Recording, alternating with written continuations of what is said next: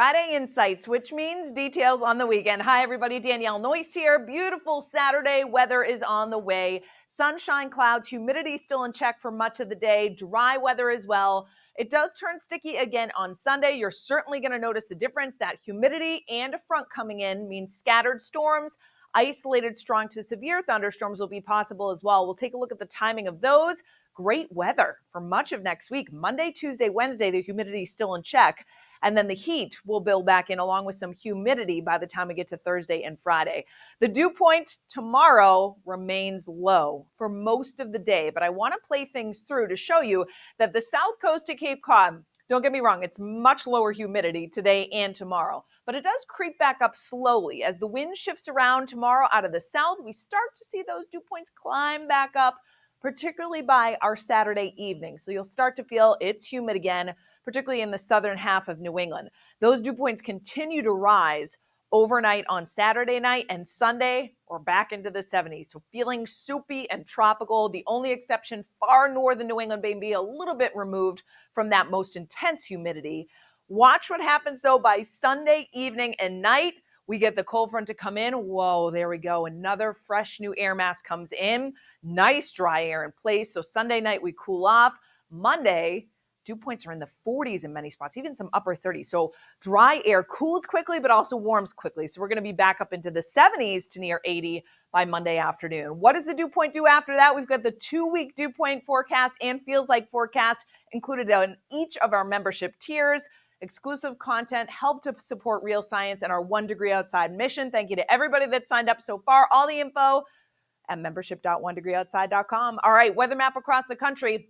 Our Saturday, although it's dry here at home with high pressure building in, does feature rounds of showers and thunderstorms that are likely to produce some localized flash flooding. In fact, the area highlighted is all the way from the Ohio Valley, stretching back down to Virginia, North Carolina, and then back up towards Iowa as well. So this big yellow shaded area has the greatest risk for some localized flash flooding potential for our Saturday.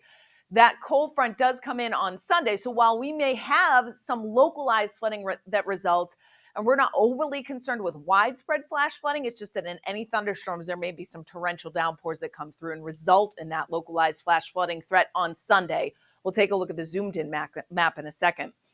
New high pressure builds in for Monday. Start of next week looks amazing. There will be a lot of heat building in the central United States, 90s, over 100 in spots in the central plains. That heat and humidity will come in modified form by the end of the week. So there are some signs we may come close to 90 again, but not until Thursday. So there's a little bit of something for everybody here coming up. All right, so Sunday the cold front comes in and there's a little upper level energy that still needs to swing through. So scattered action Sunday afternoon to evening especially. High pressure builds in for Monday. So as that drier air comes in, it promotes sunshine. That air out of the northwest, out of eastern Canada, is also relatively cooler.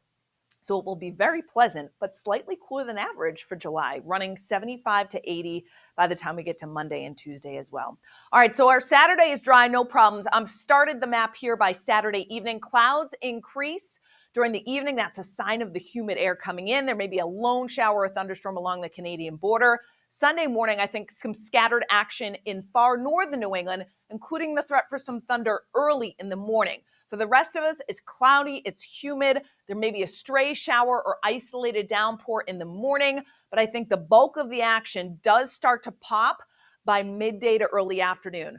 Don't focus on the exact placement, but scattered thunderstorms, some may become strong to severe. I'd say especially from the 2 to 8 p.m. time frame, that's when we'll keep you on guard. I don't think it's a day to cancel outdoor plans, but you certainly should have a backup plan to seek shelter indoors should you need to. Heavy downpours, lightning. Notice it sweeps through from northwest to southeast. By the late afternoon and evening, much of northern, central, western New England will be drying out. And then the last exits Cape Cod by the time we get to Sunday evening with the drier air coming in after that. So bottom line, have our app handy. Use the interactive radar sponsored by CrackX. Of course, have your location and the alerts turned on, and we'll keep you posted as warranted as we get into Sunday. Now, I just want to mention the wind briefly. It does pick up tomorrow out of the south. It shifts around 10 to 20 miles per hour, so there's a nice breeze. Sunday, we'll likely see some gusts that go 20 to 30 miles per hour. Isolated damaging wind gusts and any of the stronger cells that develop Sunday afternoon is a possibility. and then the wind shifts around out of the northwest. It will kick up on Monday, dragging in that drier air. So some 20 to 30 mile per hour gusts, no damaging winds in terms of the sustained wind or the gusts that come through behind that cold front. But it will be a day you'll notice the breeze on Monday. High temperatures for our Saturday, well into the 80s. Again, the humidity's in check, although it starts to creep up like I showed you by Saturday evening. So while it is a night tonight to have the windows open, for our Saturday night, you may not want to because it's 65 to 70 and it gets sticky. Northern New England, we're still fairly comfortable, right around 60 degrees. And then Sunday, 80s for many spots, 70s in the north. Again, scattered showers and storms. Not everyone's going to see a storm, but the risk is there as that cold front comes in. Sunday night is a night you can open up the windows again. In fact, we get cool if you have them open with overnight lows in the 40s in far northern New England, 50s in many spots, 60s in southern New England as that drier air comes in. Ooh, Monday, look at this. 75 to 80, just beautiful. Gusty wind will ease for the second half of the day. Actually, it'll be a little bit cool, still pleasant, but 65 to 70 in far northern New England. And then Tuesday, either side of about 80 degrees. I think we get a sea breeze that kicks in. It'll be a very similar day on Wednesday as well. Then some heat and humidity does return for Thursday and Friday, and that may bring a few storms, so we'll keep you posted on that. Of course, you can check out our merchandise as well, hats, t-shirts. We got mugs on there, gift cards too, all at swag.onedegreeoutside.com.